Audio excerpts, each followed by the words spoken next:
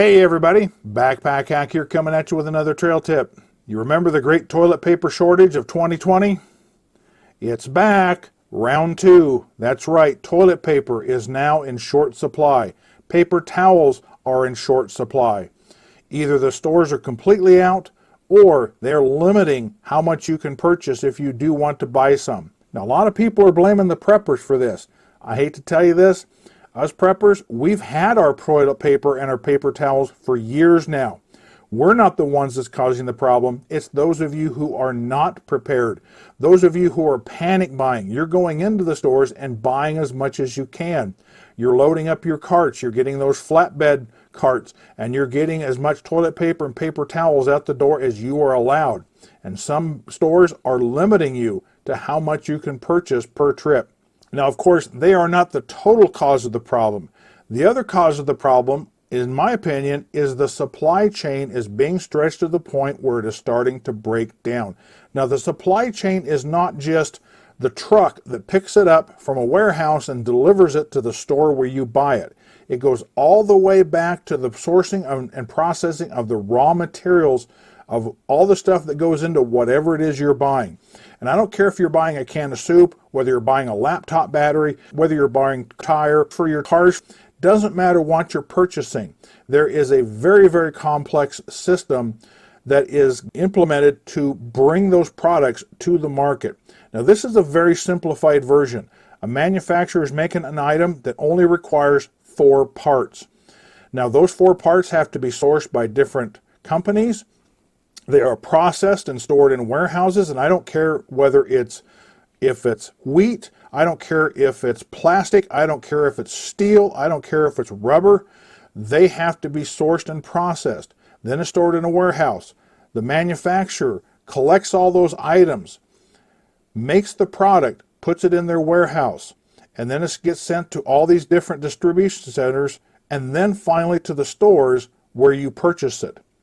So if the supply chain before the manufacturer gets disrupted, any one item that goes into making a particular product is unavailable, the manufacturer cannot make that product anymore. Now they may be able to source it from a different source, but not necessarily. That doesn't always happen. So they may just be stranded. They've got 3 of the 4 elements to make their product, but they can't get the 4th and they can't manufacture it.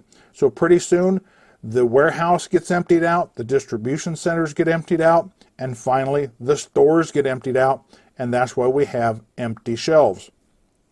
And folks, when you go into the stores, if you have not noticed the empty shelves outside of toilet paper and paper towels, you're in for a rude awakening.